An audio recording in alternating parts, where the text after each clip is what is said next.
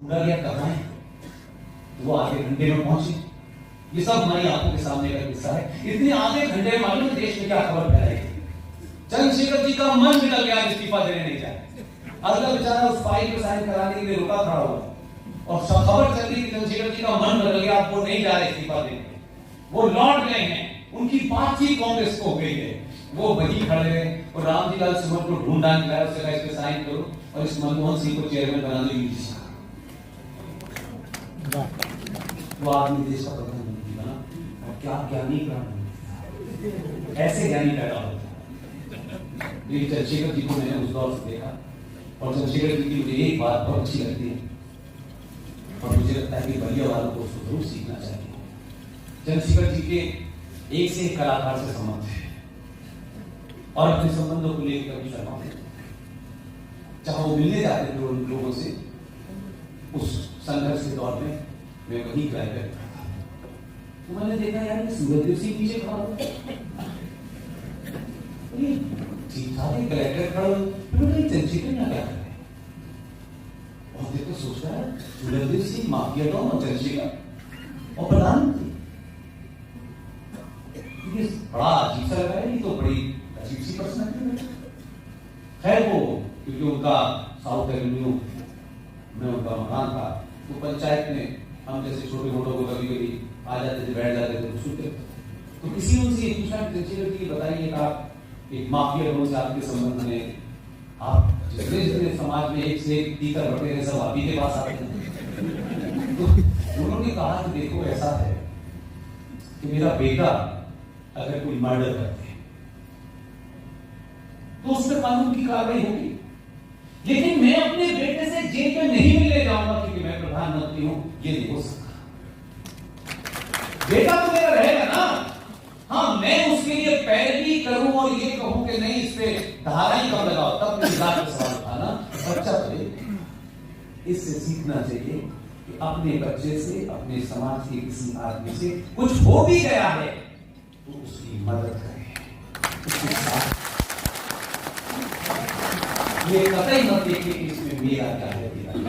इसलिए जब इस बच्ची ने ये जो आपके बीच में की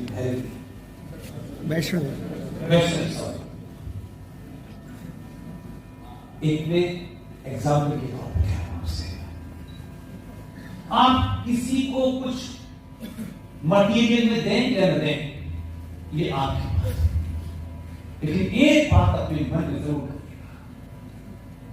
कोई भी हो, कैसा भी हो, ये मैं अपने मंचों से करता हूं। इसलिए मुझे किसी को वोट चाहिए। अगर हमारे बीच में से किसी आदमी ने एक दौड़ बराबर भी काम अच्छा किया, उसकी इतनी तारीफ कीजिए कि वो उससे बड़ा कर दे। और मैं आपको बताऊं, आप मेरा हर कहेंगे तो बात ये जो तालियां आप जब बजाते हैं, कल जब आ रहा था तो एक परिवार मुझे ले जाएगा, बड़ा परिवार था, मुझे ज्वाइंट फैमिली थी, तो 85 साल की तो मेरी अपनी माँ है, 85 साल की वो माँ थी, वो उन्होंने पहले पैर छूने की तरफ बढ़ी, मुझे बड़ा, वैसे भी मैं मानता हूं कि बेटियां माए बहने पैर नहीं छूना चाहिए, दुनिया को उनके पैर छूना चाहिए, मेरा तो वो बड़ी भावुक, वो लगातार कहती है कि मैं ये सुनती हूँ। मैं सोचने लगा 85 साल की उम्र में इसको पर पढ़ाई की मुझे से आदमी की इतनी गुस्सेदार, इतनी थॉट-प्रोवोकिंग, इतनी कड़वी बातें सुनी और पूरा परिवार बहुत खुश था कि हम आगे बढ़े। उन्होंने तो यहाँ तक कहा कि हमें लगता है हमारे भगवान आ गए। तो मैं सुनता रहा, आपको लगता होगा कि मैंने ये बातें सुनी, ये बातें ही ये 3 व्हीलर वाले के पास बैठता हूँ क्योंकि मेरे पास कोई गाड़ी नहीं, मैं उतरता हूँ, वो रोने लगता है और रोते रोते हिचकियों से लोग होते बाहर जब मुझे देखते हैं, खुश होते हैं, आप जैसे लोग जब मुझे सुनते हैं, यही ताकत, इसी ताकत के कारण मैं दुगनी तीव्रता से बोलता हूं। ये तालियां मुझे आराम से सोने नहीं देती। तब मुझे लगता है कि कल कुछ ऐसी बात नहीं होगी। इसलिए आखिरी चैप्टर करके खत्म करता। आजकल एक नया फैशन है हमारे कोर्ट कचहरी, जिनका जो काम है वो करेंगे नहीं, अपने काम के अलावा सारा क्या है। सुप्रीम कोर्ट में 5 करोड़ केस लंबित पड़े हैं, इसकी चिंता नहीं। सुप्रीम कोर्ट को चिंता शबरीमला के जेंडर जस्टिस की, जलीकट्टू की, दही हांडी की लंबाई की है।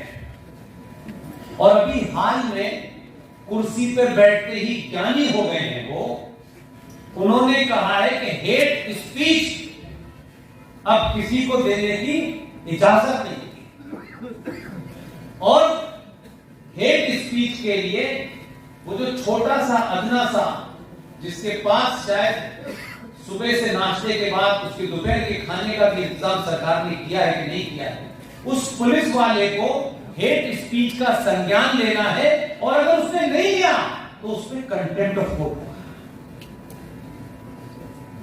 अब मैं आपको 3-4 बातें सुनते रहिएगा और पेज नंबर नोट कर लीजिएगा अगर देख कर। मुसलमान देशभक्त नहीं हो सकते। Page number 332। भारत के सारे मुसलमानों को पाकिस्तान भेजना चाहिए। Page number 123। मुसलमान भारत में रहेंगे तो यहां कभी भी कम्युनल यानी सांप्रदायिक शांति, कम्युनल हार्मनी नहीं हो सकती। Page number 125। मुसलमान भारत के खिलाफ जिहाद छेड़ सकते हैं। Page number 297। मुसलमान कभी भी हिंदुओं की सरकार स्वीकार नहीं करेंगे। Page number 303। मुसलमान शरिया कानून को देश के कानून से ऊपर मानते हैं। Page number 204।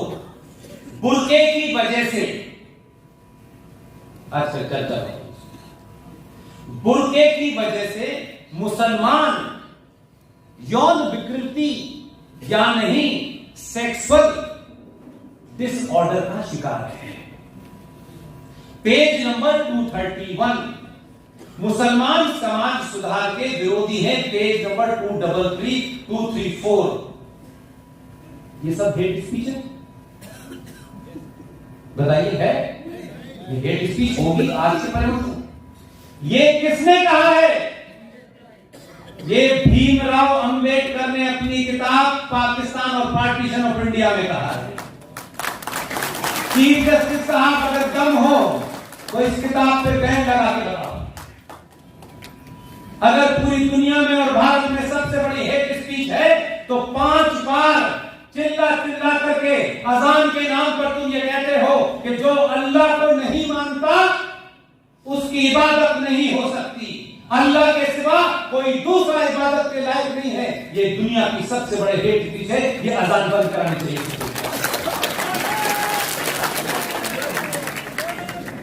झूठ में और इल्यूजन में मत रहिए। आपके खुद के बहुत काम ऐसे करके गए हैं, लेकिन आप झूठ में रहना चाहते हैं। B.R. अम्बेडकर को कोट करिए, ना वो आरएसएस के थे ना बीजेपी के थे, लेकिन जिन्हें ये कोट करना चाहिए था उन्होंने भी नहीं, क्योंकि उन्हें तो मस्जिद में आजकल वो कह रहे हैं शिवलिंग मत ढूंढो, क्योंकि हम मुसलमानों के पैर पकड़ के भाईचारा काम करेंगे, क्योंकि हिंदुस्तान में रहने वाला हर आदमी हिंदू है। ये पहली बार में परिभाषा पता चली। फिर उन्होंने एक और परिभाषा निकाली कि हमारा DNA 40,000 साल पुराना। इससे ज्यादा कायरता की बकवास नहीं बोली। ये चल ये दुकान चल, हमें ही पता है, सब लोग जानते हैं। फिर इनके पूर्वज हिंदू थे, मीटिंग करने गए थे, 4 लोग थे, देश के बड़े लोग थे, पढ़े लिखे लोग थे, उसमें से एक साथ हमारे साथ काम कर सकते थे। मीटिंग बैठ के उन्होंने talk nonsense, stop calling us कि हमारे पूर्वज हिंदू थे। ये हमारे पता नहीं, शर्म आनी चाहिए। इसलिए प्लेसेस ऑफ वर्शिप एक्ट कब पास हुआ? माइनॉरिटी कमीशन कब बना? क्यों बना? सेक्युलरिज्म का ठेका हमने लिया हुआ है। सिर्फ प्लेसेस ऑफ वर्शिप एक्ट ऐसा कानून बना वो पहले आपसे ले लिया गया, बचा कुछ बोर्ड ने ले लिया आपसे। यानी वो 1400 साल पहले जिस एजेंट या जिस किताब के तहत काम कर रहे थे, उन्होंने पूरी दुनिया में यही किया। इस्लाम विरोधी चीजें भी उन्होंने की क्योंकि ये इन्हें यहां सूट करती हैं। इस्लाम में मस्जिद पवित्र स्थल नहीं है, मस्जिद का कोई स्पेसिफिक कंसेप्ट नहीं है। इस्लाम में मज़ारे हराम है, लेकिन भारत में सारे पीर एक्सप्रेस वे पे मर रहे हैं, गली गली चौराहे चौराहे मज़ारे बन रहे हैं। चादर चढ़ रही है, अब चादर कौन है, स्टेशन पे भी बन रही है, बस स्टैंड पे भी बन रही है, लेकिन यहां का मुसलमान मज़ारों के बारे में नहीं बोलता। कुरान जो ओरिजिनल है, जो मक्का से निकला है, उस वहां पर प्रॉफिट मोहम्मद ने जिस मस्जिद में जिस मुसाफिर खाने में नमाज पढ़ी थी, उसको बरसों पहले तोड़ दिया। एक कब्र नहीं है, प्रॉफिट मोहम्मद की कब्र नहीं है, आयशा बीबी की कब्र नहीं है, लेकिन भारत में कब्रें एक लैंड जिहाद का हिस्सा है। आप चला और आपको भी भगवान जाने आप पता नहीं क्या चाहते हो। इतने भगवानों के बावजूद भी 6-6, 4-4 वेद और इतने क्या क्या हमारे पास है, तब भी आप अजमेर शरीफ में जब तक पत्थर से सर न मान लें, आपकी दुआ पूरी नहीं होती।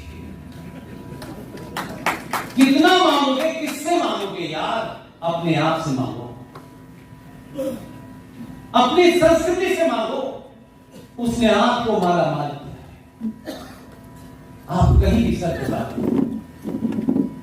जिन्हें कौन सा भाईचारा काम, सनातनी समाज की बेटियां, उनके बेटे अपने आइकॉन को जब तक नहीं बदलेंगे, बहनों का ऐसे ही रेप और मर्डर होता है। मेरा इसलिए मानना है कि भगवान राम के एक चरित्र को तो पढ़ते हैं आप, और कथाकार भी सुनाता है, भगवान राम ने ऐसा किया, भगवान राम चले गए, जैसे ही आदेश हुआ उन्होंने राज त्याग दिया और चले गए जंगल। ये जंगल सुनाने वाली कथा में वो मक्कार कथाकार ये नहीं बताता है कि भगवान राम को जब वनवास हुआ तो भाई को उन्होंने खड़ाऊ किए, वो चले गए, लेकिन ये कभी नहीं बताएगा कि राम जी ने उनके तन पे एक कपड़ा था और अटैची भर के गर्म कपड़े लेके नहीं गए, सोना चांदी लेके नहीं गए, लेकिन उनके कंधे पे धनुष बाण भी था।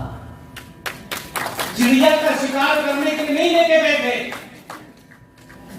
उसी राम ने जब विनती की समुद्र से कि रास्ता दे दो, और उस राम ने जब उस समुद्र ने रास्ता नहीं दिया तो तीर कमान चढ़ा दिया, और जैसे ही उन्होंने धनुष बाण को साधा, समुद्र ने कहा ये रास्ता तैयार है। इससे दुनिया शक्ति से चलती है। भक्ति करना चाहते हैं, भक्ति जभी तक भक्ति हो सकती है जब आप बीच बीच में शक्ति का प्रदर्शन करते हैं। ये नहीं हो सकता। एक अबोध बच्चा बालक भी जब जिद पकड़ लेता है, वही मां उसे बीच बीच में शक्ति का प्रदर्शन भी कर देती है, तभी चुप होता है। वो उसका अपना बच्चा है, तब भी उसको मालूम है कि अपनी समझेगा, इसी से समझेगा। हम घर चलाते वक्त भी नहीं समझते और राष्ट्र चलाते वक्त भी नहीं समझते। इससे जिन्हें देश चलाना है वो महाभारत पढ़े, वो गीता पढ़े, और जिन्हें घर चलाना है वो रामायण पढ़े। दोनों का मिक्सर न करें। कृष्ण जी बांसुरी बजा रहे थे, बहुत प्यारे थे, मामले चोर थे, यही छवि बताई हमारे कथाकार ने। उसको जब जरूरत पड़ी तो उसने बांसुरी रखी, उठा लिया और तबीयत से सुना। और जो कृष्ण जी के वंशज थे वो मूर्ख समझते हैं, वो लालू के वंशज।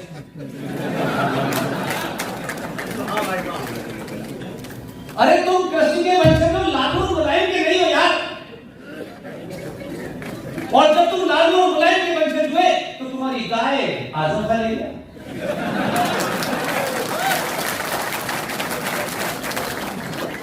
इसलिए जो जिसका काम है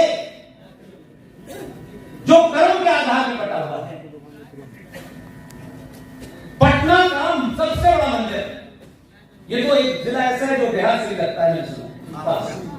पटना के सबसे बड़े मंदिर में जाइए और पूजा हो रही हो देखते, फिर पूछिए कि इस मंदिर का पुजारी कौन है, इससे किस मां के पेट से जन्म लिया है। ये शक्ति है, दलित है। कभी पूछा, किसी ने सवाल उठाया, किसी ब्राह्मण ने सवाल उठाया, ये दलित पूजा भी कर सकता है, लेकिन आपकी किताबों में ऐसे पढ़ाया जाता है कि ब्राह्मण ने दलित कितनों का वध किया है। ये दलित है, ये फलाना है, ये फलाना। आज जो डॉक्टर हो गया वो ब्राह्मण का है, ठाकुर का है, डॉक्टर कहलाता है कि नहीं कहलाता। इंजीनियर करते हो तो आप पूछते हैं ये ठाकुर का बच्चा है, ये ब्राह्मण का बच्चा है। कर्म के आधार पर बंटवारा था, आप उसे जाति में कन्वर्ट कर दिया अपने स्वार्थों के लिए, और आप जाति के हिसाब से अलग अलग मारे जा रहे हैं।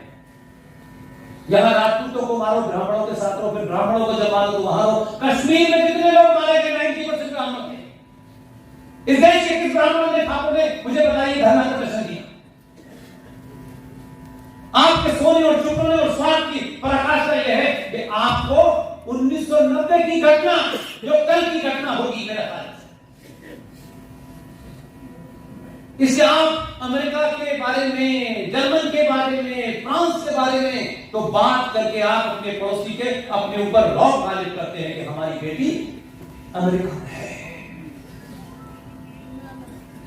यहां की तो बहुत बड़ी बड़ी बातें होती हैं, लेकिन आप अपने यहां, हमारे यहां क्या है उसके बारे में कभी बात नहीं करते। इसके रेल में जाएंगे,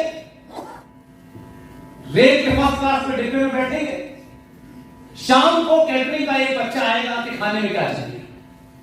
हुआ है आपके साथ कि नहीं हुआ? कैटरिंग करने वाला वो बच्चा, किसी ब्राह्मण ने उससे पूछा, बेटा यहां पहले जाकर बताओ, 90% उसमें दलित और ओबीसी है। लेकिन जब वो आपके सामने आते हैं तो वो क्लीन, साफ सुथरा सा आपको बच्चा लगता है, आप उसे खाने का ऐसा जात का फैलाया है जहर पूरे उसमें, और हम उसमें फंस गए हैं। कश्मीर फाइल बना करके भारत के सनातनियों को बताना पड़ा कि कश्मीरी पंडितों के साथ हम इतने सोए हुए हैं। इसलिए जो लोग इतिहास के बारे में ये कहते हैं ना, भूल जाओ,